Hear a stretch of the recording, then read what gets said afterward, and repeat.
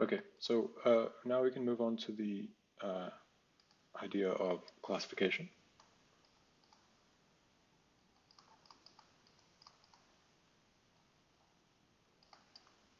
Okay, which is pretty much the topic for this week and next.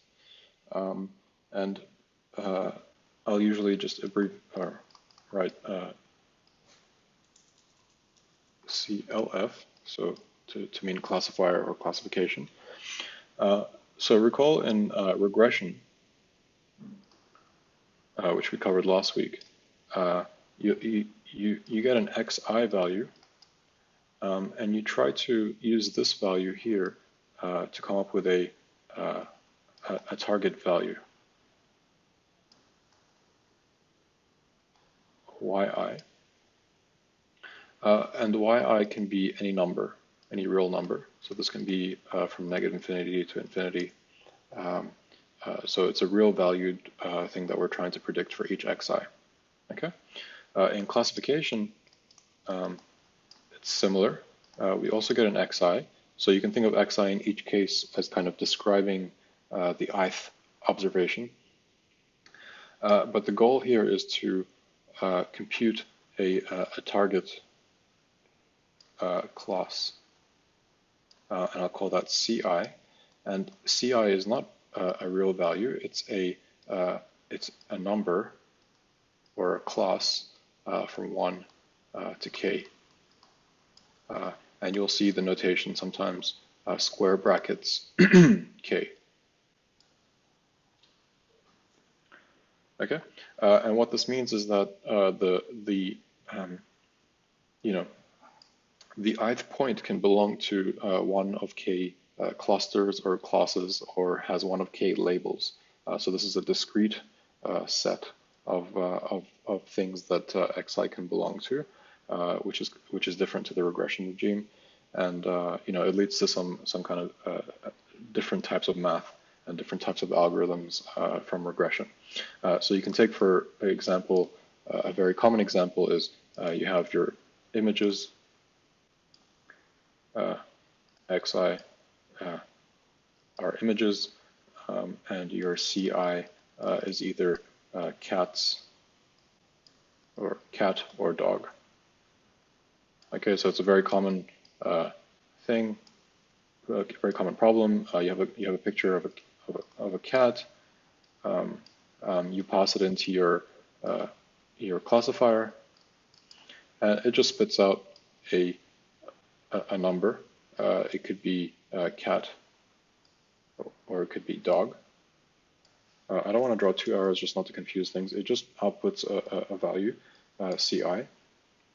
And Ci in this case could be cat or dog. Now, it doesn't matter if I say cat or dog, if I write 0 or 1. You can encode each class any way you want. And most commonly, you'll see 0, 1 or negative 1, 1. When you have a k equals 2 problem, a binary problem. Okay, so what's actually going on is that we might have something like this. So let's do this is the k equals 3 case. This is not 2-dimensional space. You can just imagine this as p-dimensional space, and I'm just drawing it as a kind of a 2-dimensional picture. But basically, you'll have some points. They belong to different classes. Here, I'm using just different shapes. Triangles, crosses, and circles. And the goal basically, here at k equals 3, so I have 3 classes. The goal really is just to come up with a way of classifying different points. So we talk about a decision boundary. It could look something like this.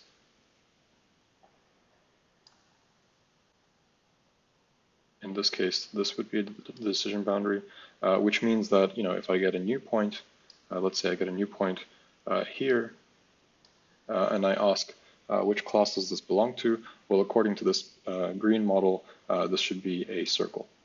Okay, if I get a new point here, it should be a cross. If I get a new point here, it's also a circle. And this is called a classifier. So the idea basically is very similar to regression. We're given a data set, xi, I should use ci, where I is equal to 1 to n. And in this case, ci can belong to the circle class, the cross class, or the triangle class. And xi is, in this case, a vector in, let's say, p dimensions.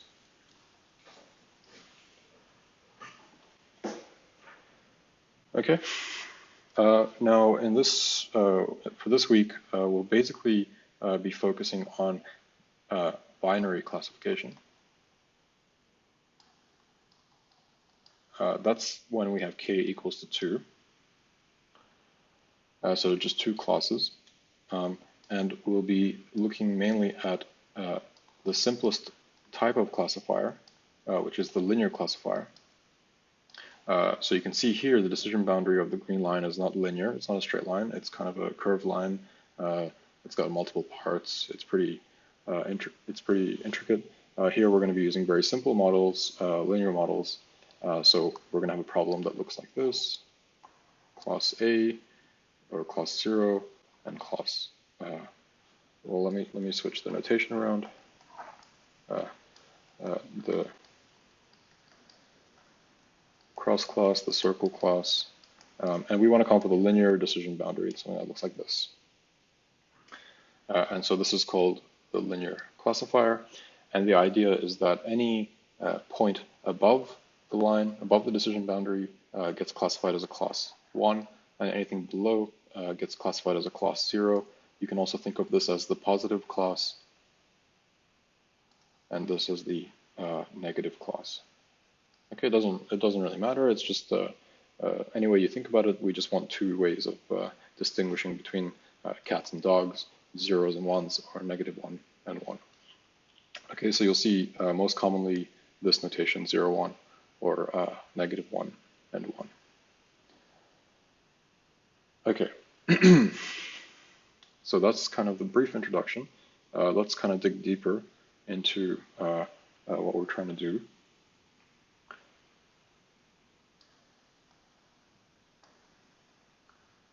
Okay, this is our decision boundary, and this is our class, our 2 classes. Okay, just imagine that I've just drawn this big square around them, but basically you get the idea. And this guy here is W transpose X equals to T. T is the threshold or the bias term. Okay, and I'll talk about this a bit more, but basically I just want you to be familiar with this notation. This is the, so what is this equation? This is the equation of a hyperplane.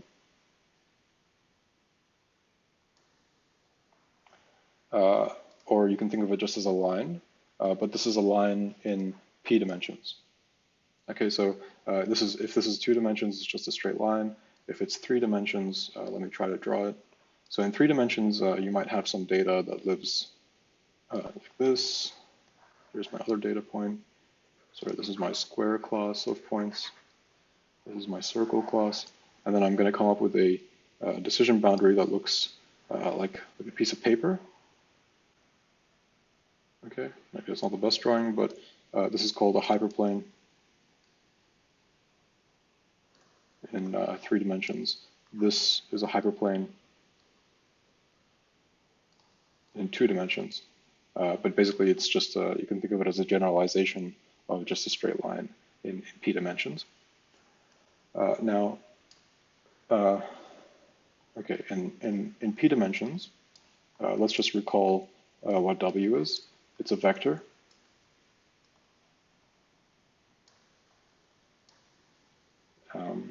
And X is just a point in p-dimensional space.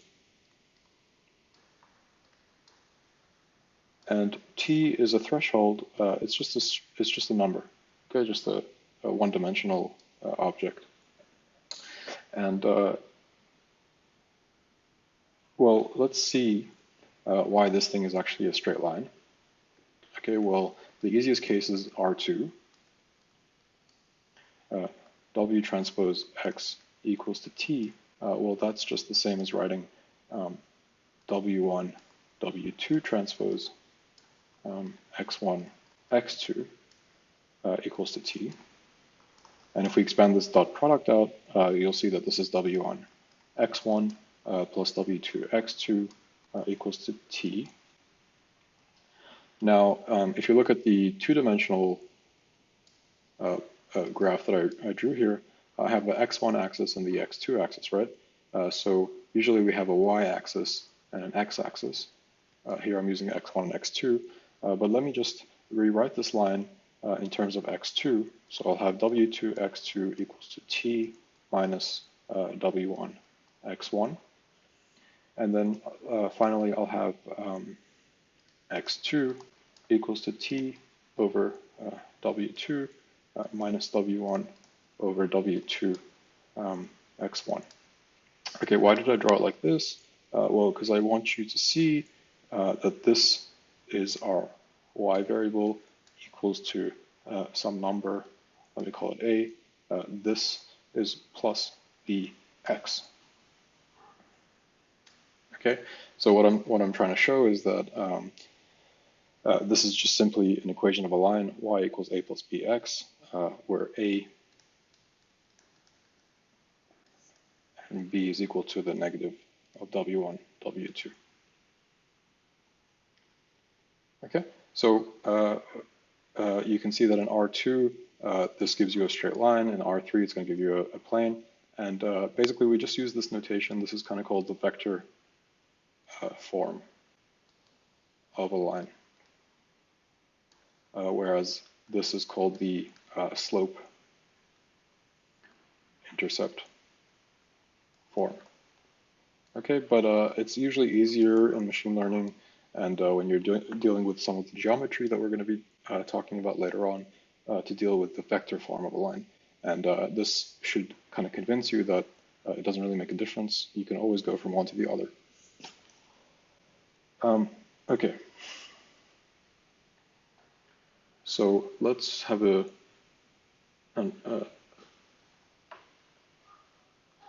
well, before I continue, let me just explain one more thing. This line here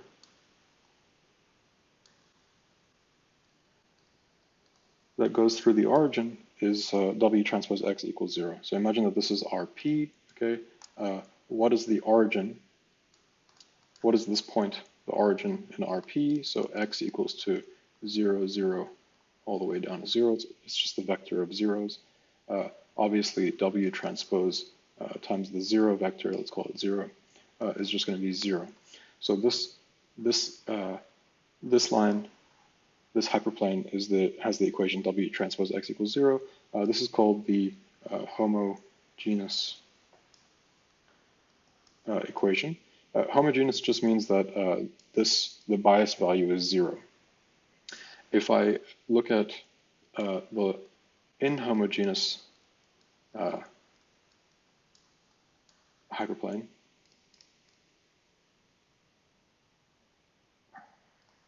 W transpose X equals 1, you'll see what's happening is that basically increasing the bias, increasing the threshold, simply shifts the decision boundary up. And similarly, W transpose X equals -1 shifts down. Okay, so the threshold or the bias doesn't actually change the slope. It just shifts up and down the the boundary that we're looking at. So if you come back to this picture, this page, we saw here, if you look down here, if you look at the threshold value t, it's only changing the y-intercept, right? It's not actually affecting the slope. So for this reason, it's kind of just kind of a location parameter. It tries to calibrate the location, but it doesn't actually change the slope in any way. Now, you will see very often let me use this tilde notation. You'll see very often that we'll talk about W tilde, which is equal to the minus threshold and then W that we talked about before.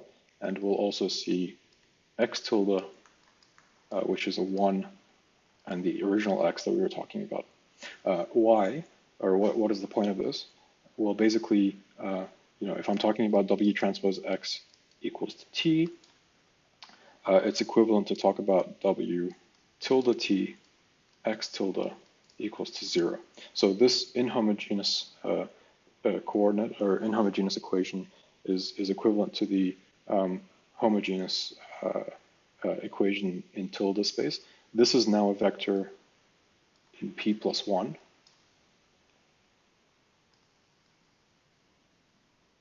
Okay, and to see that they're the same thing, just note that the left-hand side here is W1 X1 plus plus plus WP XP equals to T.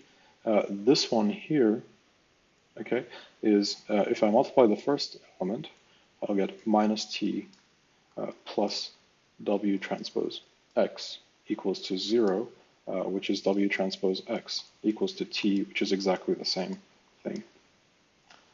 Okay, so the reason I'm mentioning this is I just want you guys to be comfortable because in the literature and in this course, we are going to be jumping around between the two. Sometimes it's just more convenient to talk about the threshold by itself. Sometimes it isn't. So just be aware of that and don't let it confuse you. You won't always see this tilde notation. So just make sure that you are 100% clear on are we dealing with the P plus 1 dimensional space or just the p-dimensional vectors. This should also remind you of last week where we looked at the regression vector. We looked at beta 0 and we added a 1 as a dummy variable. And the reason was we wanted something to match the intercept, right? So the intercept and the bias or the threshold are kind of playing analogous roles as far as being location parameters. They just shift the line up and down. They don't really change the slope. Okay. All right, so we're slowly getting there. Let's now kind of move on to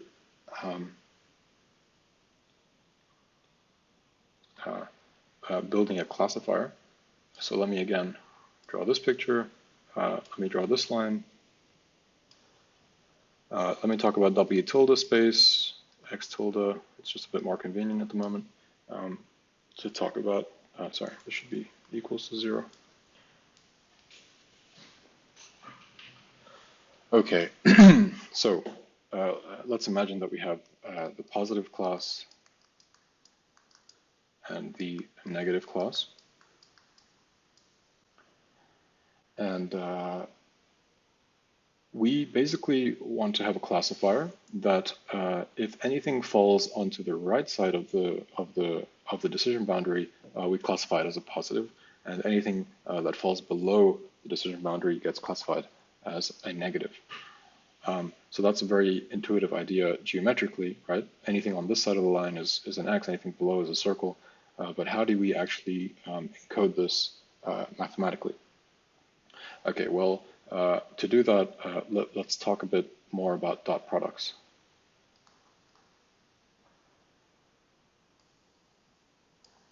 Okay, well, the reason I want to talk about dot products is because, everything here is a dot product. Most of the algorithms that we're going to deal with, or a lot of them, are going to be dependent on this idea of a dot product between two vectors. So if you remember, we have a very nice equation for a dot product.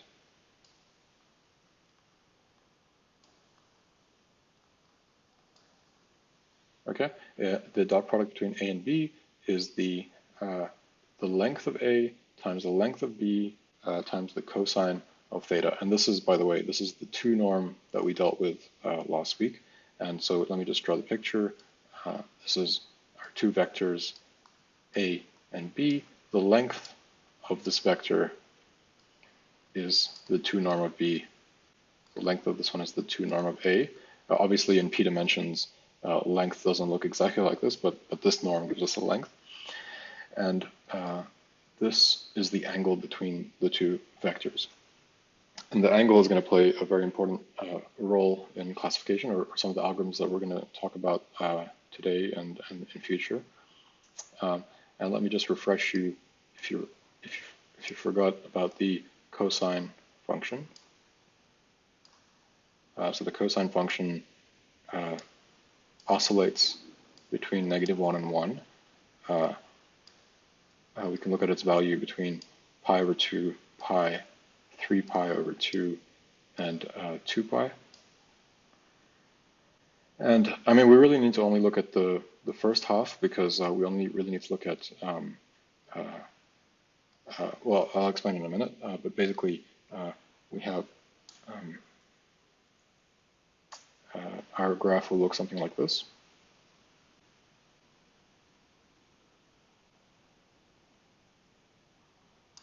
Okay, and we'll keep going forever in either direction, but we really only need to focus on the first half. So this should be -1. Okay, why? Why do we need to look at this? Well, let's just draw this table up here. Let's have the case. Let's have the value of theta. Let's have the angle type, and maybe we'll have a picture as well, just to explain what's going on. All right, so case 1, A transpose B equals to 0. So if you look at A transpose B equals 0, so the left-hand side here is 0, so that means the right-hand side is 0 too. The length of A, the magnitude of A, and the magnitude of B, that's just length. So as long as we're not dealing with a 0 vector, this is going to be a positive value, right? So it's not very interesting to deal with the 0 vector. Let's deal with non-zero vectors. So if the right-hand side is 0, that tells us that the cosine theta part must be 0, right? Because this is always positive. So what does it mean for cosine theta to be 0? Well, if you look at this graph, when is cosine theta equals to 0? It's equal to 0 here, when theta is equal to pi over 2, which, if you recall, is just 90 degrees. So hopefully you can recall that this is called a right angle. And the picture is that this is exactly a right angle between A and B. Okay, so a dot product of 0 is exactly meaning that A and B are perpendicular, or there is a right angle between them. What about A transpose B positive? Okay, well, cosine theta, that means is positive. For the same reasoning, this first part isn't really giving us much, it's just a positive value. So if this right-hand side is positive, it tells us that cosine theta must be positive. When is cosine theta positive? Well, if you look at this graph, it's positive between, this is 0 and pi over 2. So that's theta belongs to 0 to pi over 2, which means that if theta is between 0 degrees and 90 degrees, and this is called an acute angle, and basically it means that the angle is smaller than 90 degrees, right? So AB looks something like this. And finally, if it's negative, it's between 90 and 180. This is called an obtuse angle, and the picture looks something like this. So if this is your B, this could be your A, and the angle is bigger than 90 degrees. Okay, so these are the three cases. I really want you guys to just understand this table and memorize it, because it gives us all the geometry that we need to come up with some of these interesting algorithms for classification. And also, as soon as you look at this, and come back to our classification diagram, or our diagram up here, what does it tell us? Well, the decision boundary, right, is the equation W transpose X equals to 0. You can think of this as a function of X, right, X tilde. So any X tilde that you give it, it takes a dot product with W and it spits out 0. Okay, so this is f of X equals to 0. I'll just put this in green. So what does that mean? That means that, well, any point along this line, right? What does it mean for a dot product to be 0? It's this first case. It means that any of these x's are going to be perpendicular, right? They're going to have a right angle to W. That tells us something really important. It tells us that W is the vector that is perpendicular, has a right angle. Okay, and that means that if you take the dot product of W and this vector, say, this x, this is just a vector. If you take the dot product between them, you'll get a right angle. What about this vector here? If you take the dot product with W, you'll get 0. Any point along the line gives you a dot product of 0 when you dot product with W. Okay, so the decision boundary is the point, is the line. Any point on that line gives you a dot product of 0 with your weight vector. All right, so at this point, let's recall what we're trying to do. Well, we're trying to, so by the way, let me just call these points A, these vectors C, and let's say D. So just to really be clear, W transpose A, we call it W tilde, is equal to W tilde B is equal to W tilde C. They're all equal to 0. Okay. Now, what we want to do is any point on this side of the line should have a positive clause, and any point on this side of the line should have a negative clause. Well, let's take a point. Let me draw it in black. This point here.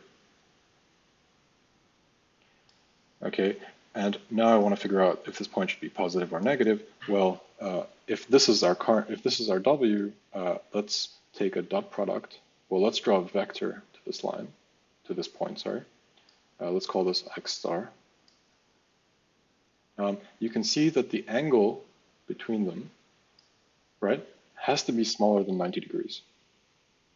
Right, so W transpose, W tilde, sorry, this should be tilde, X star has to be positive because the angle has to be less than 90 degrees, and in that case, we're in the acute angle case. Similarly, any point X star star here on this side of the line has to be an obtuse angle. Okay, so let me just summarize here. W transpose X star has to be positive.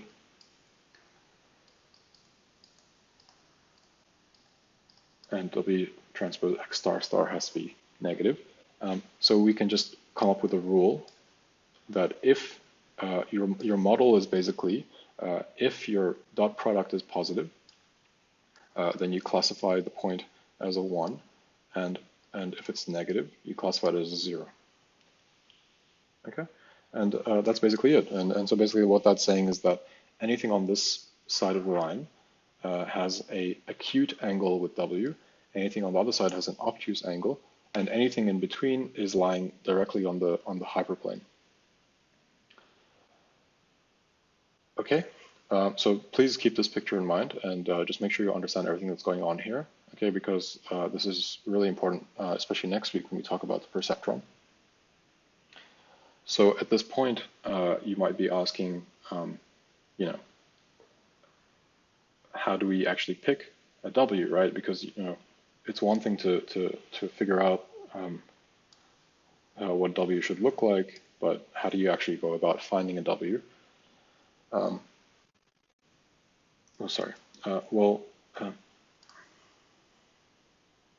Let's go through a few ways of doing it. The first way is just guessing. And the second way is called the basic linear classifier, which we saw in lectures. I like to call this the centroid method. Centroid. And the third way is called the perceptron, which we're not going to cover today. We're going to cover it, I think, next week. But it's a really beautiful algorithm, and it's kind of the basis for deep learning and a lot of interesting techniques for doing machine learning. These guys are just obviously 3 ways. There's a million ways to do this. Classification is a huge topic, so don't take this as an exhaustive list. It's just some ways that I'm going to explore in this course. So let's look at the first approach, guessing. And guessing probably isn't the best name for this. It's not really guessing. It's more of an educated. It's more of a kind of solving. It's kind of a brute force. That's a better name. It's really brute force approach to solving this. And the way I'm going to illustrate this is by looking at the function, the AND function. Hopefully you remember this function if you've done logic or discrete math. But basically your x1, x2, they're going to be either true or false. Okay, so these are the 4 possible cases. X1 is false, x2 is false, x1 is false, x2 is true, true, false, true, true. And the AND function requires both arguments to be true. So this is going to be false everywhere except when both inputs are true. And you can draw this thing. Let's have a nice big drawing. This is our x1 axis, our x2 axis.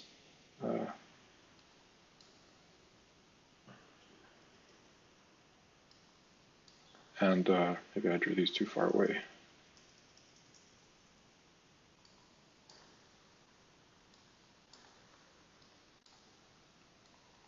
Okay, and let's just plot these points. Well, at 0, 0, right, it's going to be a negative value, so I'll put a minus, or false, or whatever you want to call it.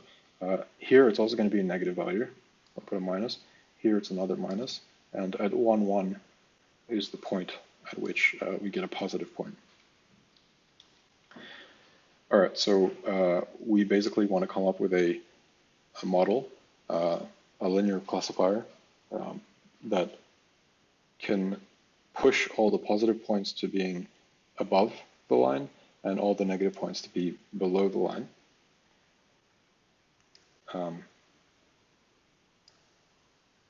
So in this case, W is going to be W1, W2, X is going to be X1, X2, and the decision boundary is going to be W1, X1 plus W2, X2 is equal to T. So the goal is to find W1, W2, and T. Right? These are the variables that we don't know. We need to pick them. That's the idea behind picking W. And if you recall from the previous slide, this is our rule. Okay, we want to be classifying positive points. We want W to have a positive dot product. Well, actually,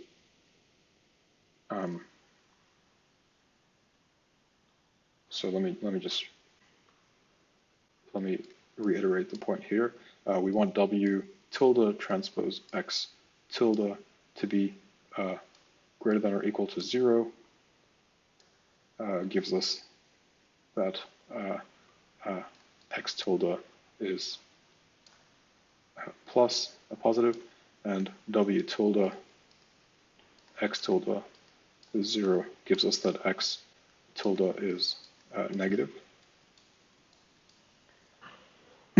And just in case you're wondering why I use the greater than or equal sign here, because remember, if W transpose X equals to 0, then the point is directly on the decision surface, which means that our decision is indifferent. It could be in either class because it's like right on the boundary. So usually you just pick one of the classes. Usually you pick the positive class. So that's why I'm taking the equality. You can't just leave it blank because we need the algorithm, like if you're coding the algorithm up, you need to be able to return something if it happens to get a value of 0. And in our old notation, this is going to be W transpose X greater than or equal to T. W transpose X less than T, right? Because we already talked about this. These two are the same, and these two are the same. Okay, so coming back here to this problem, well, for the first point, right? The first point, W1 times 0 plus W2 times 0 should give us a negative value. So this should be less than T, right? It's a negative class. In other words, T must be greater than 0, right? W1 0 plus W2 0 is just 0. T is bigger than 0.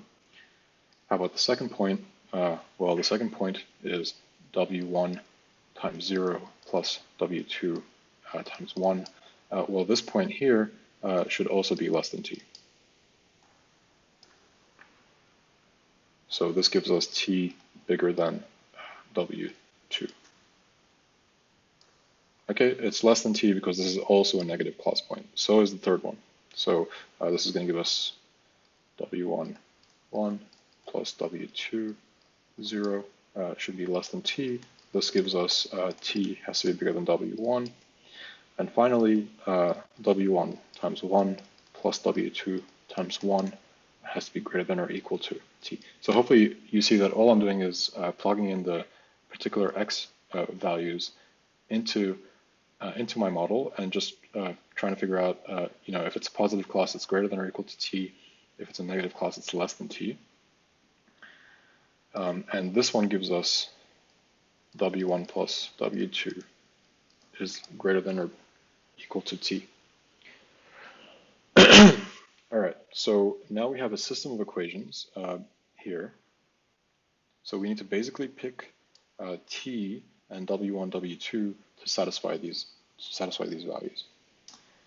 All right, so let's just guess some values that work, or that hopefully work.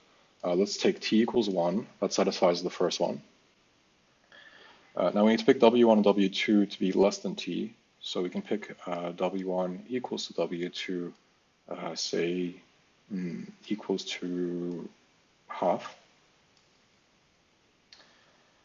And let's just check the last condition, W1 plus W2, that's going to be half plus half is greater than or equal to T, which is 1. That's true. So these conditions here work. So that is actually a solution. Let's actually draw the solution. Well, remember the equation of the line, x2 equals to, it was, I believe it was T over W2 minus W1 over W2, x1. Let's just check. Yep, T over W2 minus W1 over W2. So in this case, it's going to be 1 over a half minus a half over a half x1, which is 2 minus x1. So what does 2 minus x1 look like? Well, that means that the y-intercept is going to be up here at 2.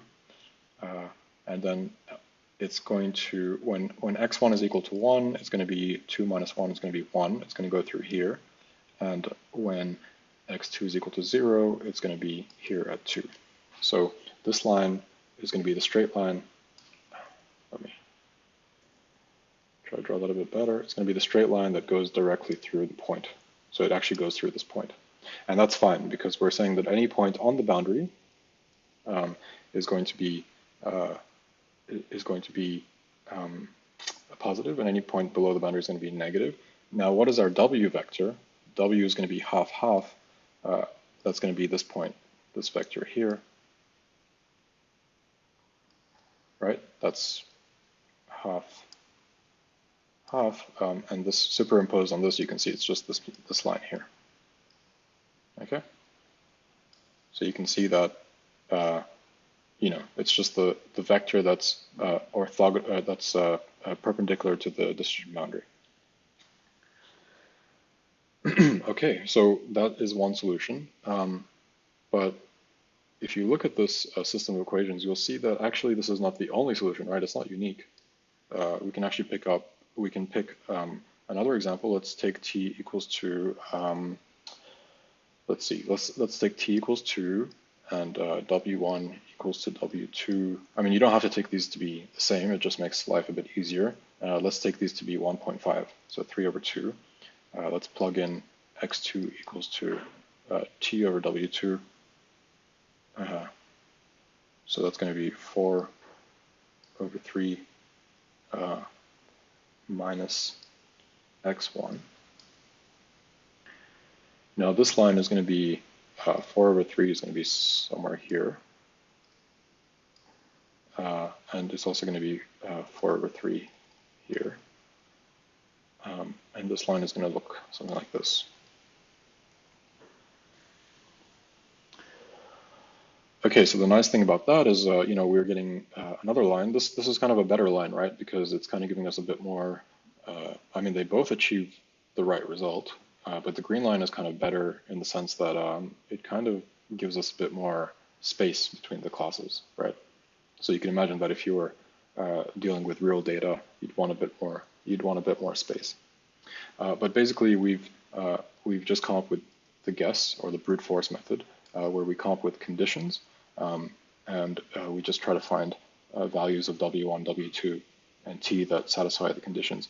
This is obviously not the right way to do this in practice, because in practice, you're going to have much more dimensions. So you might have P dimensions. Your function is going to be much more complicated than this. You're going to have way more examples. So, doing the system of equations is going to get very, very tedious. But let's call this the brute force method or the guessing method. And so we covered that.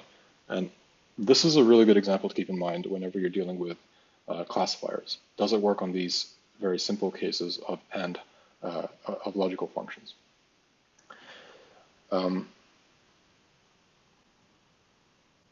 Okay, so I want you guys to go and try to do some more examples. It's good to get practice because it gives you a feeling for the algorithm or the model. Okay, here's the OR function. Again, we're going to have 0, 1, 1, 0, 1, 1.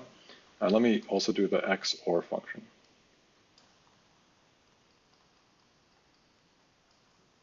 Okay, the OR function just requires one of them to be true. So it's going to be 0, 1, 1, 1. So this function is going to look like, well, it's going to be negative here, but it's going to be positive, positive, and positive here. So this is OR. Now the XOR function is going to, so exclusive, this is exclusive OR. It's only going to be positive if only one of the arguments is true. So when they're both false, it's false. When they're both true, it's also false. Right? It's exclusive. It just wants one of them to be true, and otherwise it's going to be true. Now this function is going to be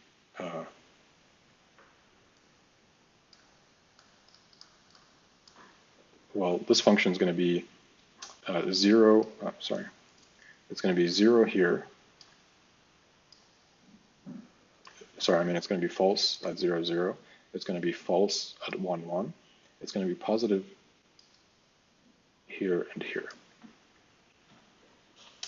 And what that tells you, well, hopefully you can see the problem, right? The problem is that there is no line, there's no straight line that you can draw that separates between the clauses positive and negative, right? It's not possible. So in this case, the data is said to be not linearly separable because there's no straight line that separates the data points, whereas in the OR function, the data is linearly separable because any line like this will work.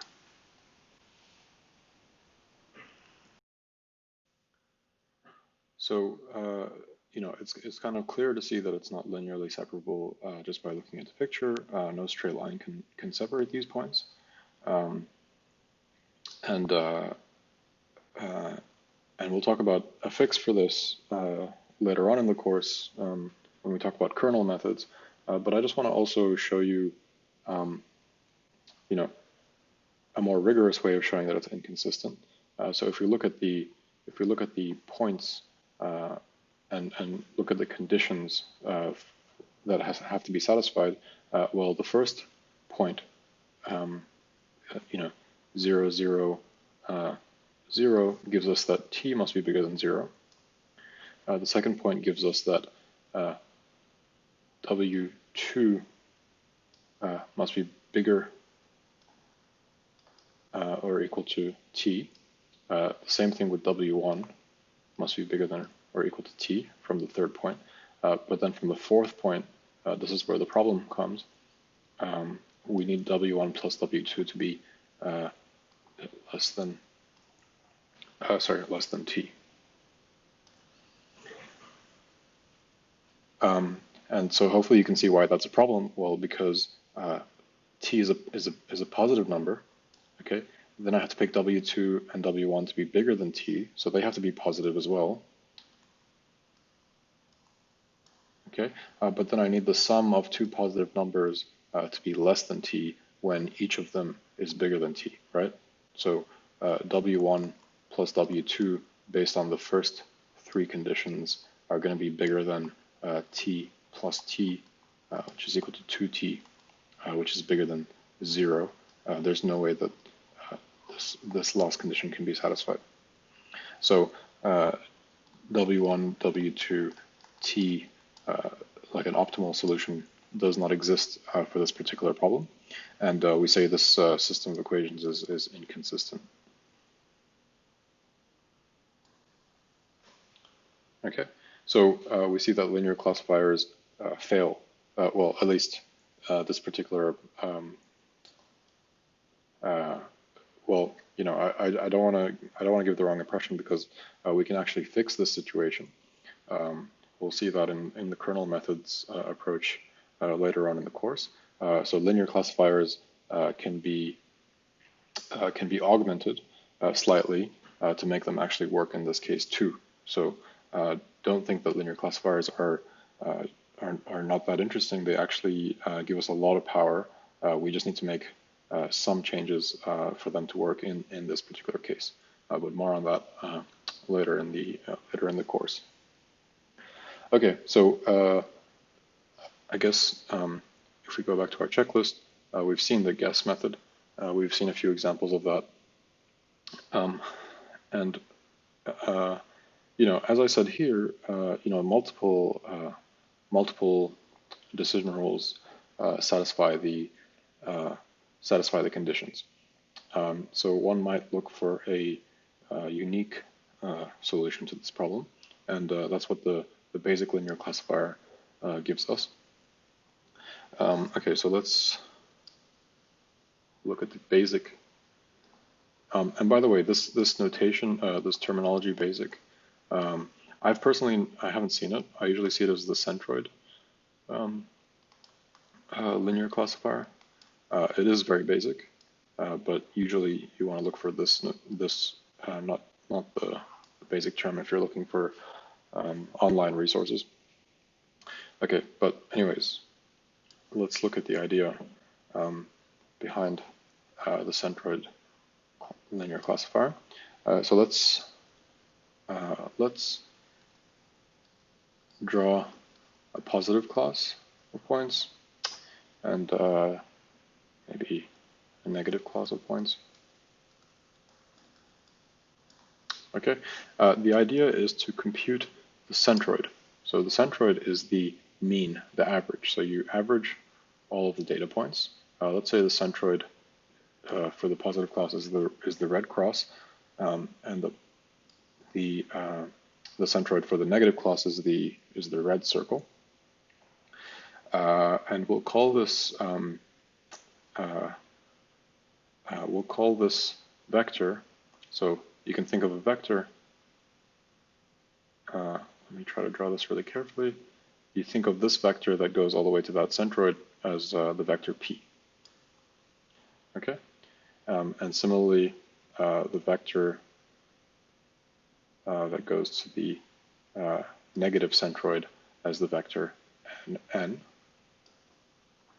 And the idea behind the centroid method is we need a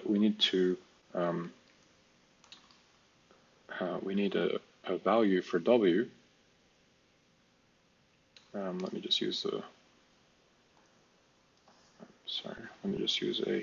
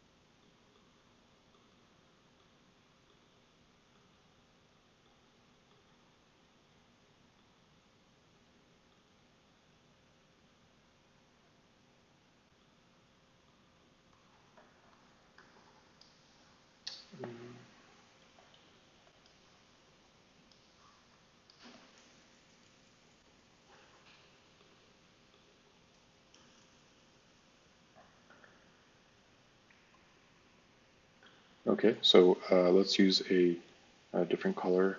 Let me just try to get something that's different. And we define, that's a bit too.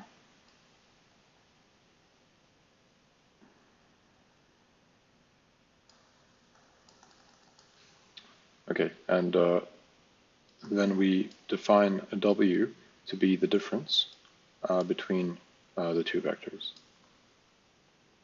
So what does that look like? Well, if you remember from vector addition, vector subtraction, this is basically just going to be the vector that looks like this. Okay, so this is our w. It's just the vector that starts its base at n and ends in at p.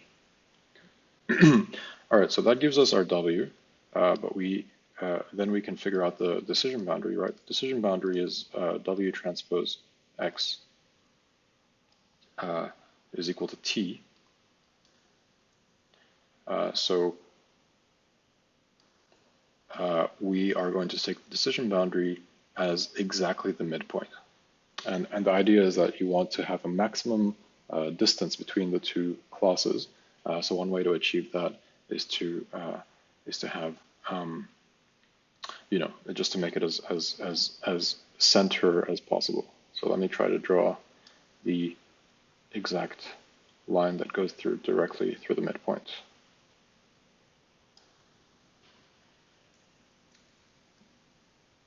So it's going to come to this point here. Okay, and what is this point? Well, what is the midpoint of this line? Well, it's just going to be p plus n over 2, right? The midpoint between 2 points is just the average, which is just p plus n over 2, and this gives us the decision boundary. So if you just extend this line forever, this gives us exactly the decision boundary, and that's our model. So the centroid classifier is really simple.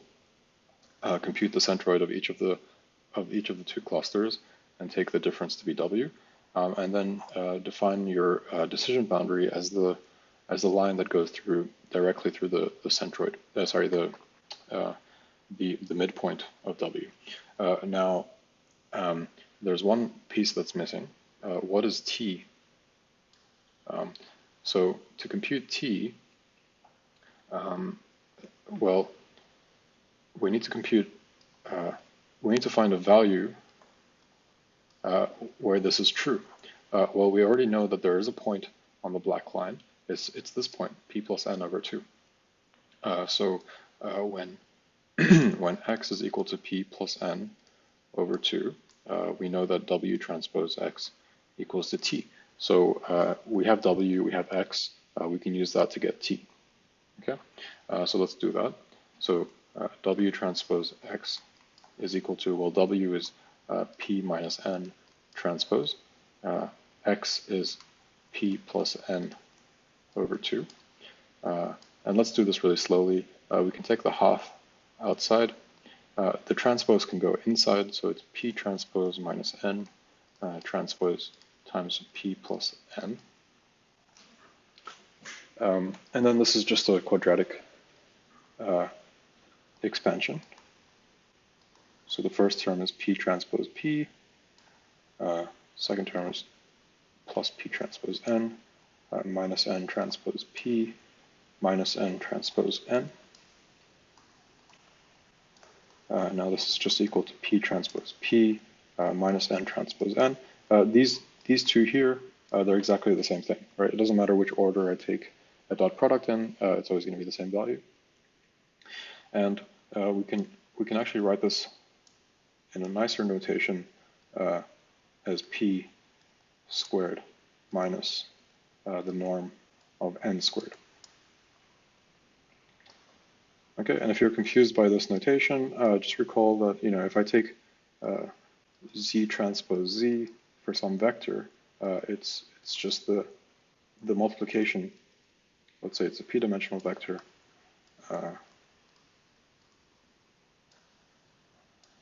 Then it's just the sum of squares, right?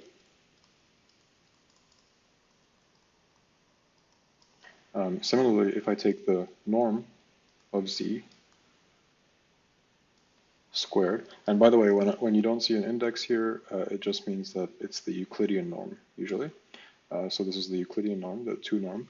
This is just equal to the, well, what's without the square? It's the square root of the sum from 1 to p of the zi squared. So if I square this guy, I get rid of the square root, and I'm left with the sum of the squares.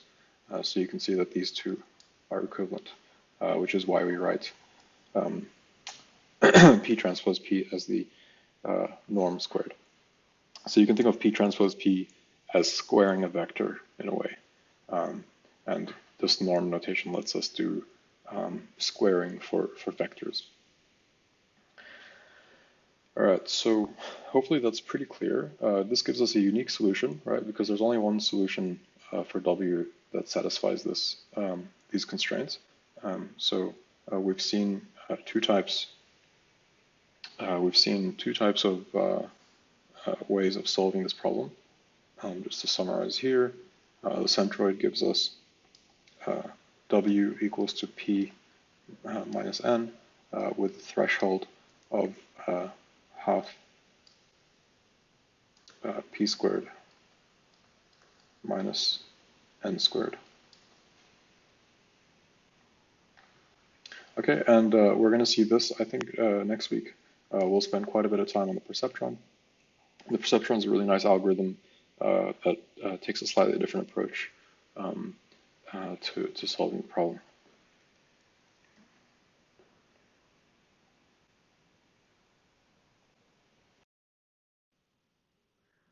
Okay, so that's pretty much everything I want to say about this basic linear classifier. And I just want to switch gears a little bit and talk about something slightly different in the last section of the tutorial, which is Bayes' rule and using Bayes' rule for machine learning and statistics. Okay, so hopefully you've all seen Bayes' rule, so let's just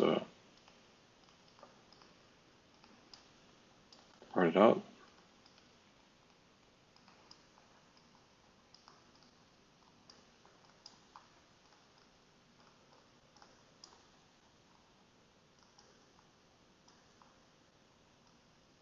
Okay, so this is Bayes' rule. And just to give you a geometric, sorry, yeah, well, not geometric, just an intuitive understanding, we can use a Venn diagram. So let's just say these are our two events, A and B, and you want to compute the probability of A, given that you know that B happened. Okay, well, if you know that B happened, you have some information. You know that this circle here, the B circle, happened, and we want to know the probability of A. So we're really interested in this probability here. Okay, now the shaded part is the probability of A and B. And so this space, the whole diagram, right?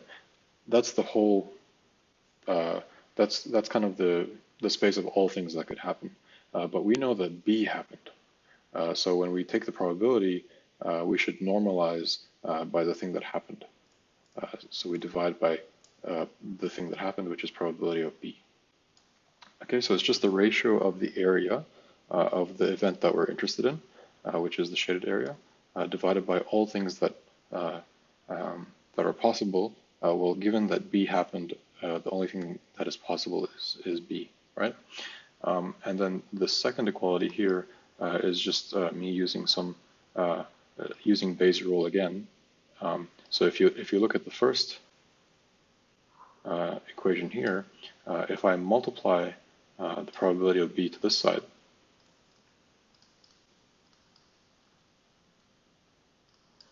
I'll get the probability of A, B. But note that you can also write it the other way around as the probability of B given A, probability of A. Okay, so both of these work. So I'm actually using Bayes' rule again to rewrite probability of A and B in terms of this. And the reason I got this, well, what's the probability of B given A? That's just the probability of AB over the probability of A. Okay, take the A to this side, you get this expression. So we have two expressions for the probability of A and B. Whether you condition on B or whether you condition on A, you'll get either one. Okay, another useful thing to keep in mind is the law of total probability.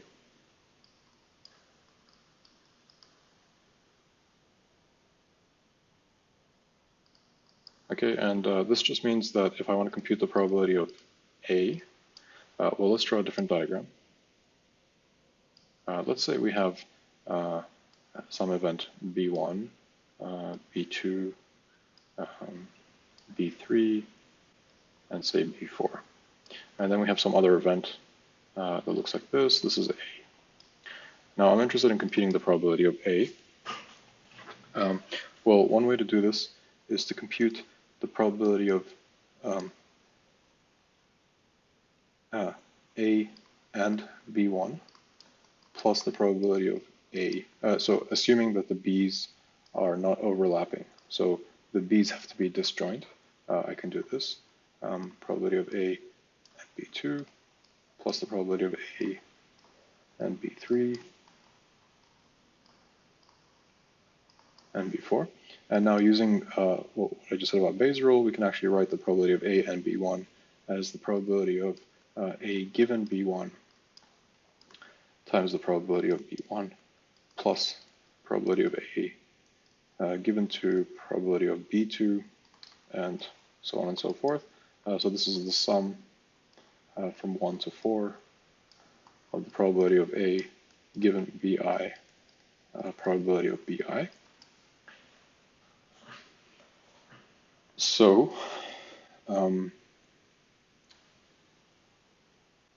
what happens in this case is we can rewrite Bayes' rule as the probability of B given A, probability of A over, well, how do we write the probability of B? Well, we can use the total probability, assume you know, it's either A happens or it doesn't happen. So this is probability of B given A, probability of A plus the probability of B given not A. So this bar means not A, probability of A bar. So in other words, the Bayes rule tells us that the probability of A given B is the ratio of B given A times A to itself plus the probability of B given not A times probability of not A. Okay, so hopefully this is just revision. You would have seen this before. Bayes' rule is extremely important. Let's actually let's try to apply this rule to a common problem. So in this problem, we're given that there's a certain disease that has a probability of, well, the probability of getting this disease is very small. It's 1%, 0.01. The probability of testing positive given that a person is infected with the disease is 95%. Okay, what that means is that there's a test out there. If you have the disease, the probability of testing positive is 95%. The probability of testing positive given the person is not infected with the disease is 5%. So in other words, this one here, the person is not infected. That's what we call a false positive. False positive. And the probability, the first probability, the probability of testing positive, given that the person does have the disease, that's the true positive, right? Because you want to have a positive in that case. So there's no perfect test. These are the probabilities associated with this test, and we want to compute the probability of testing positive. Let's let t equals to the event that the test is positive. And let D be the event that the person has the disease. Okay, and then for A, we want to compute the probability of testing positive, right? So probability of T. Maybe pause the video, have a try at this. It should follow quite easily from the stuff we talked about on the previous slide. So basically, how do we compute this? We can use the law of total probability. When I say total probability, I mean I want to condition on some of the data that some of the information that I have over all possible cases of the world. Well, in this case, the things that could happen is either I have the disease or I don't have the disease. So I'm going to condition on those events. So the probability of testing positive given that I have the disease times the probability that I have times the probability of having the disease plus the probability of testing positive given that I don't have the disease times the probability of not having the disease. Okay, well, what's the probability that I test positive given that I have the disease? Well, that's 95%. That's what we're given in the first, in the second sentence. And the probability of having the disease, well, it's a very rare disease. It's only 1%. Plus the probability of testing positive given that I don't have the disease, well, that's 0.055%. Times the probability of not having the disease. Well, if there's 1% chance of having the disease, there's a 99% chance of not getting the disease. So this is going to be 0.59.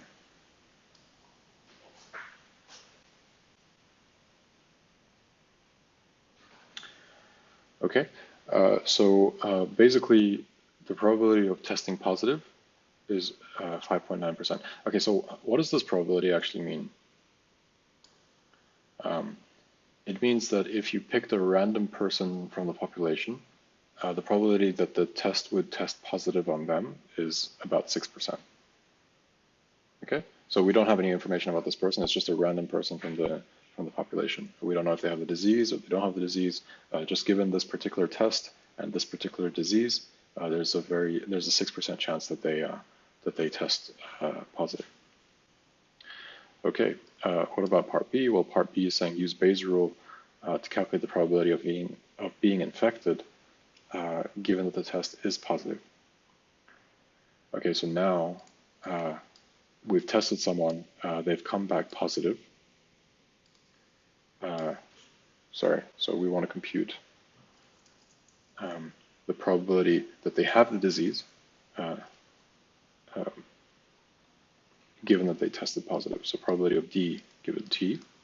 Well, we use Bayes' rule, so that's probability of T given D times probability of D over the probability of T.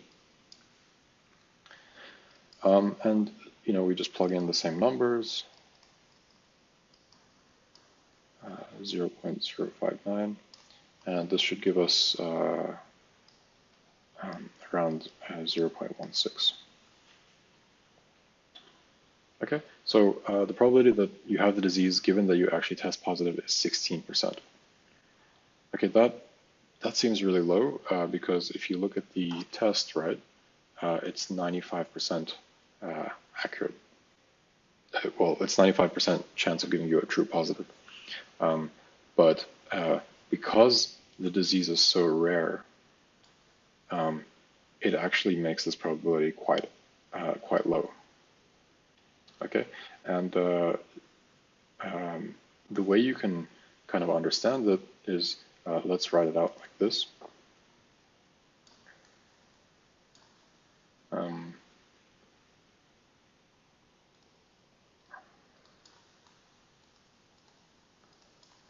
Let me write this proportional. This is a notation I'm going to use, and you'll see it a lot in Bayesian statistics.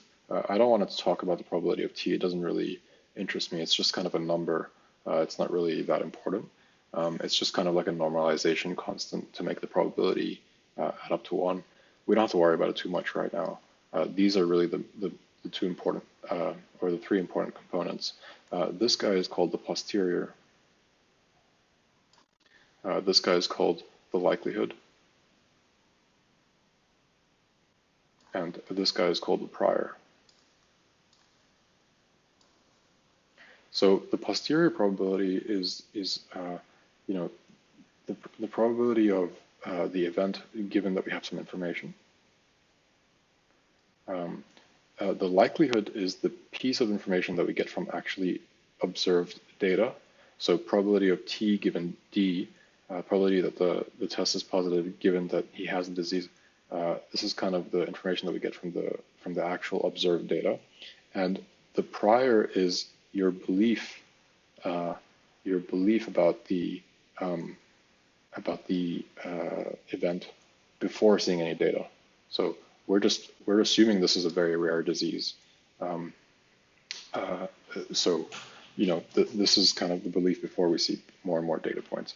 And there's kind of a relationship. So if the data gives us, the data, if we just relied on the data, okay, and we ignored the prior belief, then we would think there was a 95% chance that the person had a disease, given that the test came back positive, right? Because that's the data point that we have.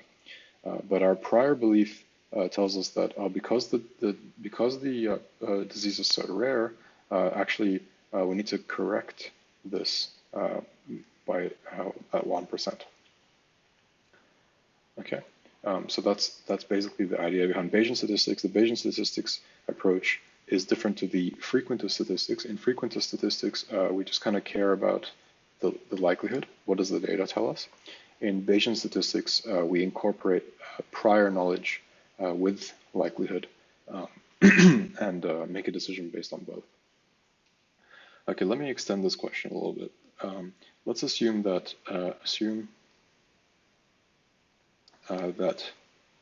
we tested twice and got positive twice, and let's assume tests are independent.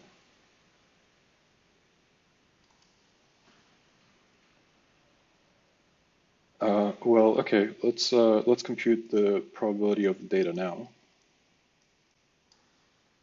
TT is the probability of positive and positive, and because I'm assuming independence, um, uh, um,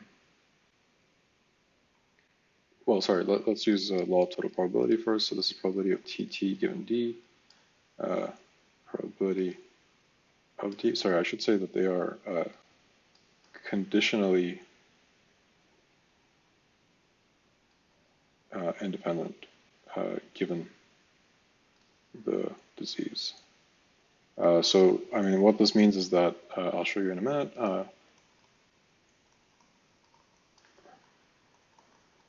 It means that given that I know the disease, I can assume T and T are independent. So this is probability of T given D squared. Okay, because in independent probabilities, you can just multiply the probabilities. So this guy here is not equal to probability of T. The assumption is that they're conditionally independent, not independent. So you need independence for this, but here I'm saying that only use independence if you know D. So that's why I'm conditioning on the D, and I get this.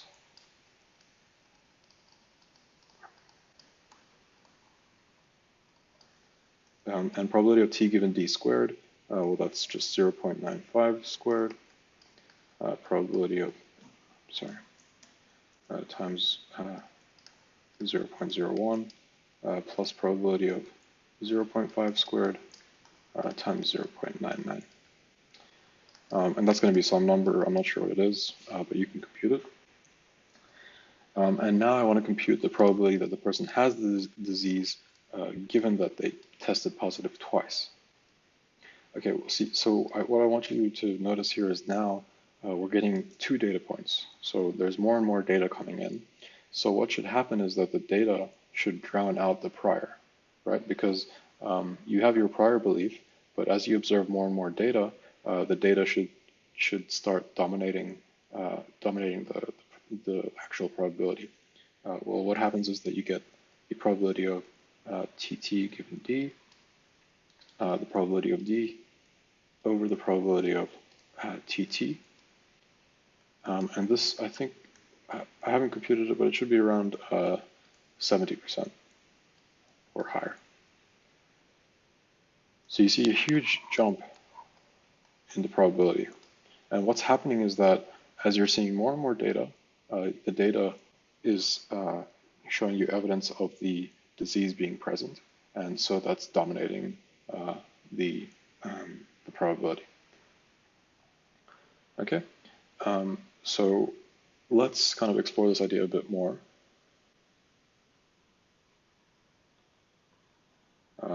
By doing a little bit more theory. So let me just put a warning here. This is not examinable, but if you're interested in machine learning, Bayesian statistics is a hugely important part, and you should spend quite a bit of time trying to understand it. So I'm just going to go through and go through some examples of Bayesian stats. So remember from my previous video, if you watched it, if you didn't watch it, you're probably not that interested in the stuff, so you can stop watching now. But remember, I went through this example where I said that we had independent samples from a Bernoulli experiment.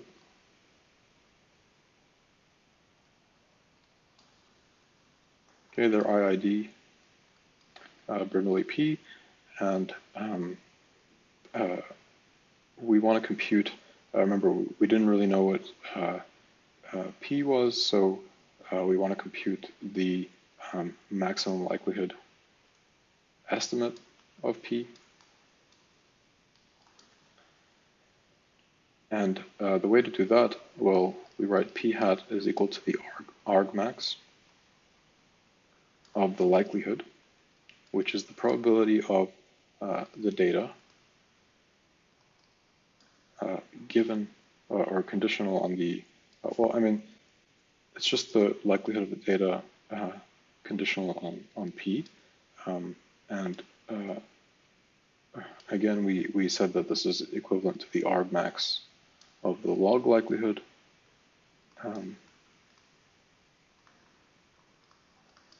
And if you recall, we just said that it's equal to the sample average.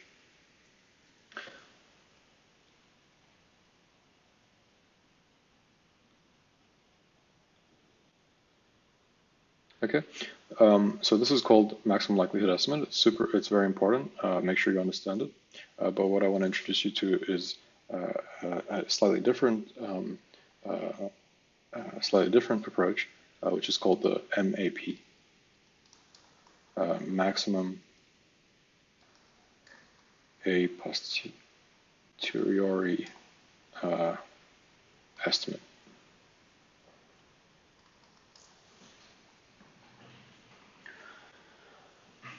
Okay, so the maximum a posteriori estimate is kind of a posteriori estimate, is a slightly different approach.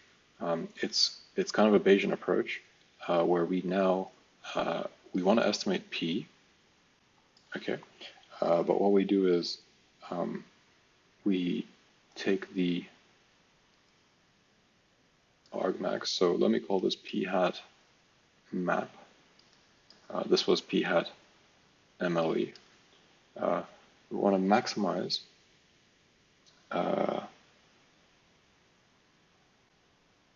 over P the probability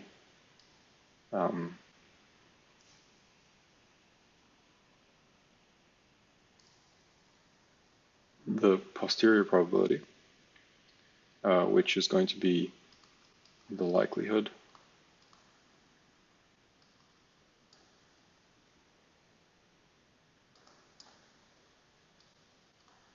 times the prior. And okay, I just don't want to confuse the notation, so what I'm going to do is use a slightly different parameter here. I'm going to use theta.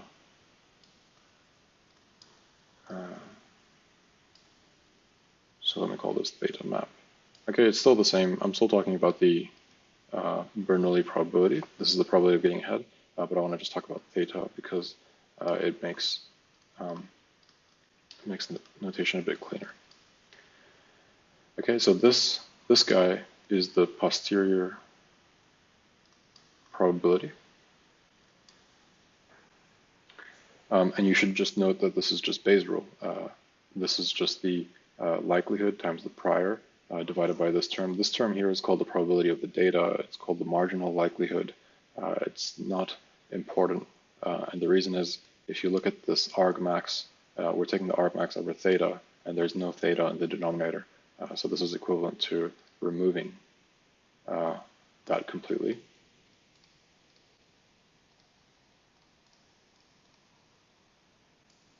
Which gives us this. Okay, now this is a very similar objective, except that now we have the likelihood term, like before, in maximum likelihood, but we also have this prior term, which is new. Okay, so what does it mean to put a prior on the parameter that you're trying to estimate? Well, in Bayesian statistics, well, in frequentist statistics, P is thought of as just being a fixed number. Okay, it's not changing. It's just some true value that exists, and you need to find that value. In Bayesian statistics, we actually treat the unknown parameters as random variables.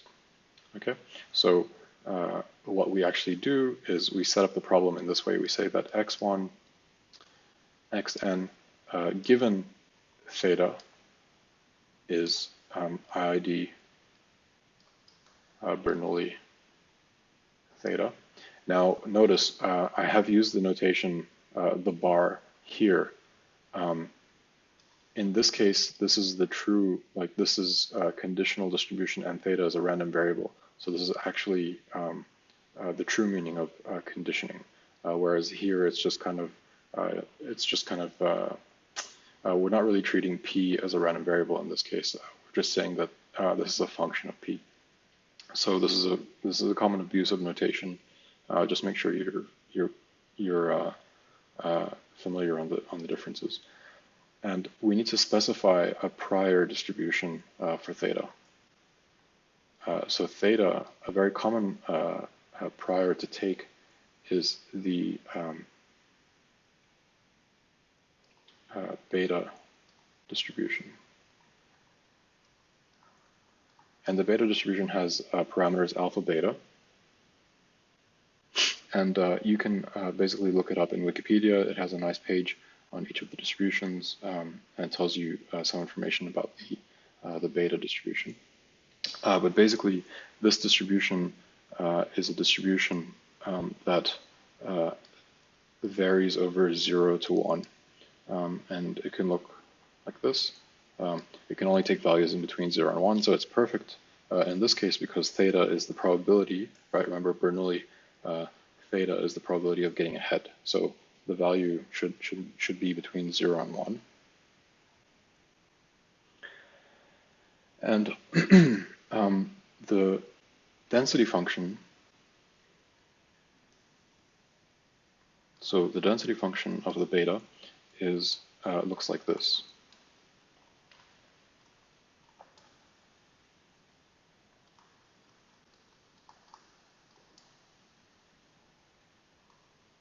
Okay, this b function is called the beta function. You can, if you're interested, you can look it up in Wikipedia, but it's not very important for our purposes now. And you'll usually see, like when you're dealing with probability densities, this is a function of theta.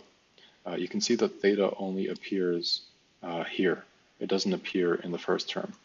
So you can always think about this as a normalization constant. Okay, and why do we need a normalization constant? Well, if I look at the area under the beta distribution, in other words, if I integrate the probability of theta from 0 to 1, right? That's like looking at the area under 0 to 1. I have to get 1 if it's a probability distribution, right? So if I just looked at the theta alpha minus 1, 1 minus theta beta minus 1 d theta, I wouldn't get a 1. Actually, the value I get is exactly the beta, alpha beta function. And so I divide this bit by this normalization constant so that I get an integral of 1. So you can think of this, we call it the kernel of the density. And it's basically all the information, all the pieces in the density that depend on or that have the actual parameter that we're dealing with. The reason I can distinguish between these two is because if I just see this form of the distribution, then I know that this is a beta distribution. I can basically just tell you immediately that this is a beta distribution. So to give you another example, if x is normal mu sigma squared, then the density is like this. This part here is just a normalization constant. The only really important part is the kernel, which is this. As soon as I see an exponential of a quadratic in x, I know it's a Gaussian. Okay, so so let's just go back to the big picture here. Here we're assuming that the data given the parameter is Bernoulli, and the parameter itself has a distribution. It's a random variable, alpha beta. Now, the choice of alpha beta encodes your prior belief about the coin, about the coin toss. You might think that it's a fair coin, in which case you would choose alpha and beta somehow to give you that theta is kind of centered around 50%. But the idea is that now you have a range, you have a distribution of values. It's not just a single belief. Okay, so the idea is that we have a whole range, a whole distribution of values for theta. And let's try to figure out what this is, what this probability of x given theta times the probability of theta. So the probability of xn given theta times the probability of theta. Well,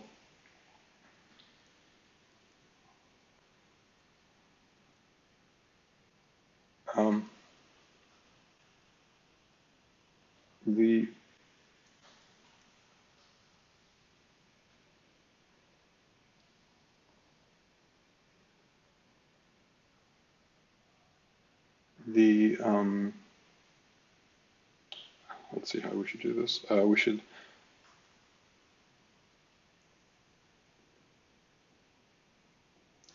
look at the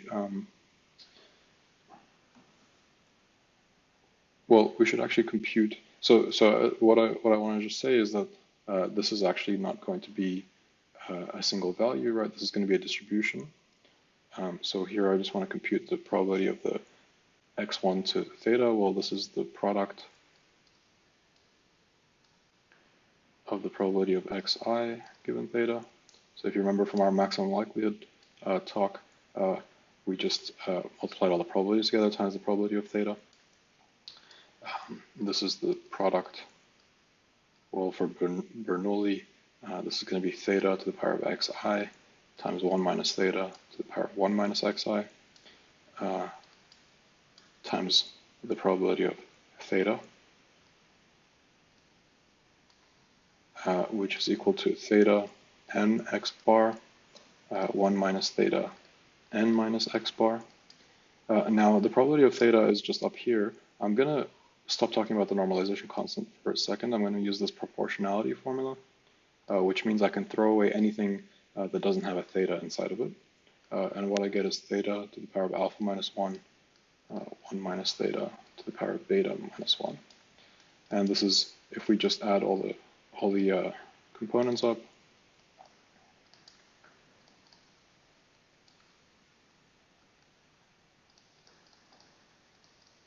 it looks like this. Now, you'll see this trick in Bayesian statistics very often, and the reason is if I can identify the kernel, then I can tell you what the distribution is. In this case, you should be able to see that the kernel here is another beta distribution, because if you look at the beta distribution, it's theta to the power of something minus 1 times 1 minus theta to the power of something of beta minus 1, of something minus 1. So this, these are the parameters, and here we're getting something very similar. We're getting new parameters, but it looks very similar. So this is actually the kernel of a beta with parameters n x bar plus alpha, n minus n x bar plus beta. Okay, and so this is, let me just go to a,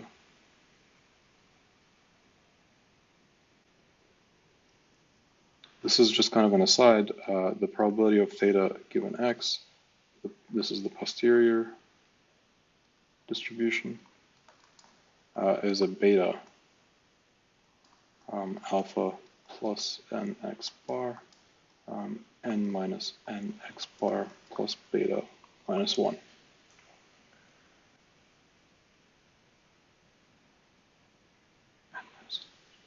Sorry, there shouldn't be a minus 1 here, just like that.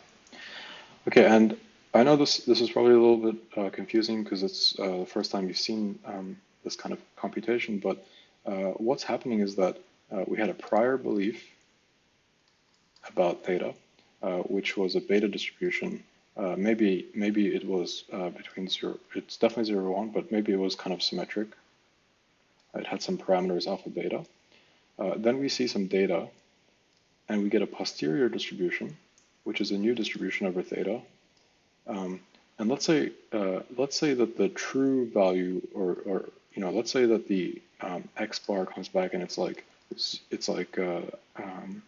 know, 0.1. Well, the data is kind of affecting the parameters in a way that's actually going to shift the distribution to be more concentrated. Let's say this is 1 around the around a smaller value, 0.1. Okay, so the posterior combines the prior belief and the information in the data to give us a distribution on the parameter that we're interested in. Okay, so let's go back to the map idea. Again, we want to find the argmax of the log. Oh, sorry, of the posterior, and that's the same as the argmax of the log posterior because logarithm doesn't change the argmax, and this is going to be equal to the argmax of a log beta alpha plus n x bar, n minus n x bar plus beta, which is going to be the same as the argmax log 1 over the beta function of alpha plus n x bar, n minus n x bar plus beta, times theta to the power of alpha plus n x bar. So this is a log over everything. 1 minus theta.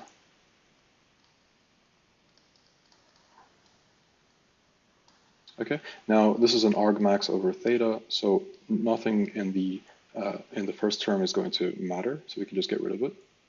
And if I take the logarithm over the remaining bits, I'll get the argmax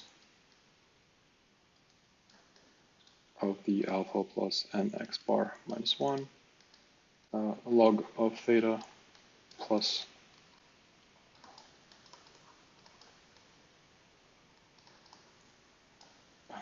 this.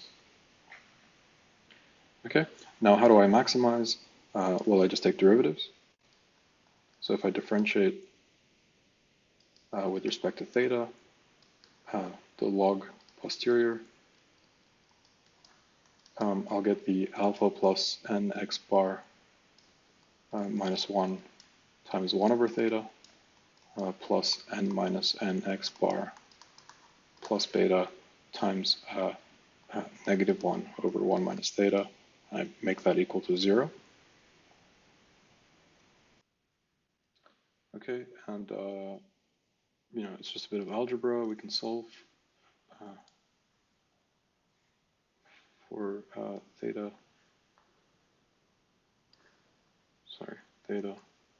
map is equal to, if you rearrange things, you'll see that this is should be nx bar plus alpha minus 1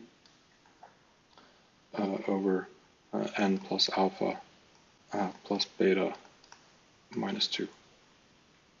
Okay, and compare this to the maximum likelihood estimate that we had before, which is just the sample average. So what's happening here is that the a posteriori estimate is incorporating information from the prior distribution, just kind of like that disease example. We had some prior belief about the probability of getting the disease, and we let that impact how we estimate our parameter of interest. In that case, it was the probability of actually having the disease or not. So before we end, I want to show you a third estimator.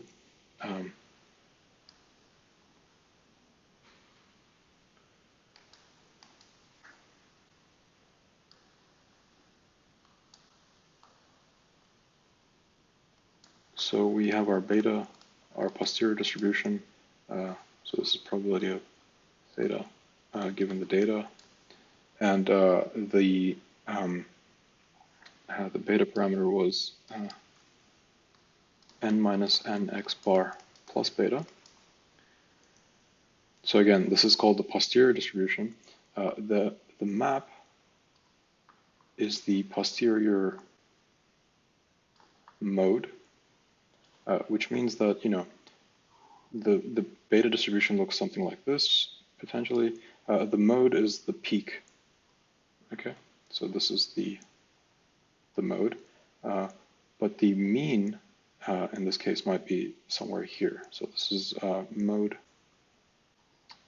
and the mean. So a very common estimator is to actually take the posterior mean, the expectation of theta given x, and we'll call this, well, one name for it is the Bayes estimator. And for the beta distribution, the mean is always the first parameter divided by the sum of the two. So it's alpha plus n x bar over alpha plus n x bar plus n minus n x bar plus beta. So this formula is just from Wikipedia. Okay, and I can just clean it up a little bit to get the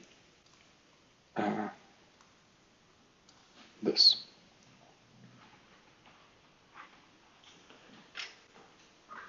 Okay, so we can actually rewrite this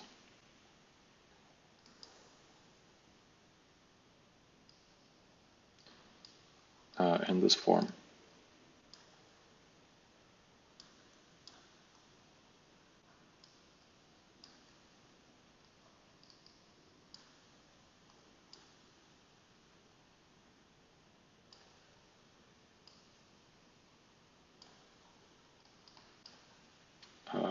Let me just make 100% sure I'm doing the right thing.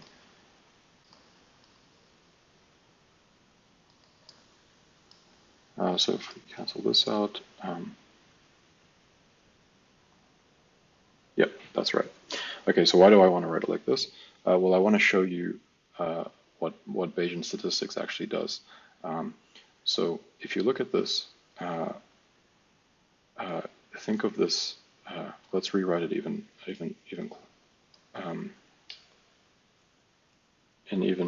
nicer notation. It's W1 alpha over alpha plus beta plus W2 x bar. Okay, why is this a nice formula?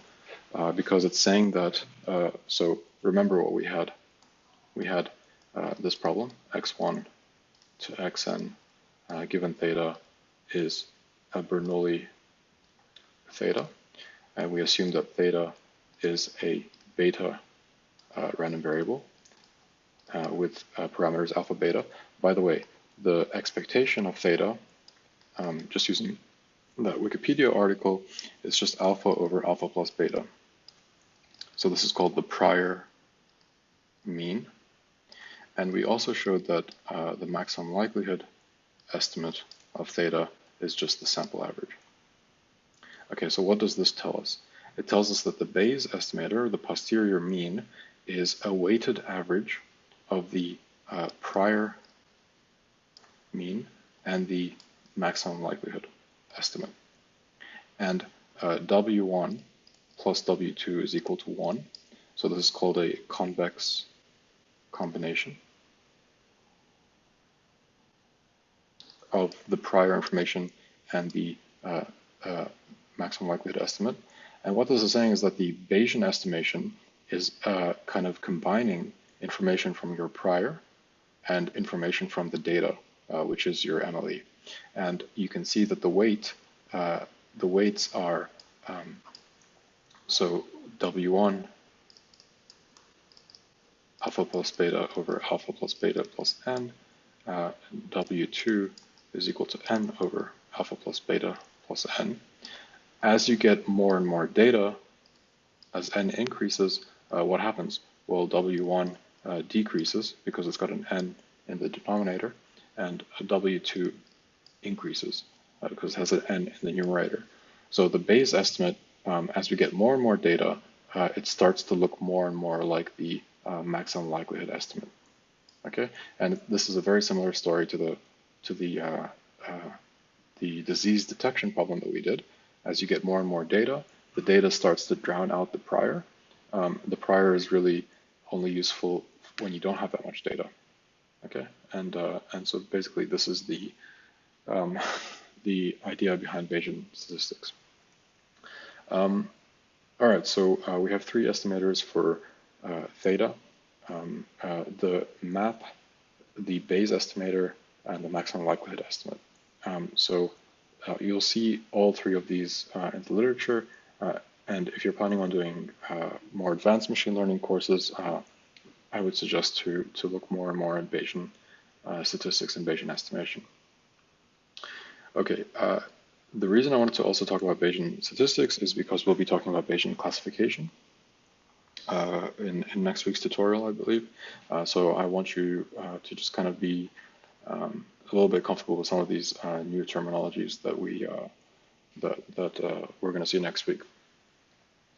Finally, so one thing I didn't talk about during the tutorial is the KNN classifier. The reason I didn't talk about that is not because it's not important. We have a lab, a Jupyter notebook all about KNN. I think the best way to learn code is just to go through it in your own time and ask questions if you have. So I'm not going to go through it for you. Please let me know if you have questions about that in the office hours, and make sure you also kind of have a good understanding of KNN from that. All right, I'll see you guys next week.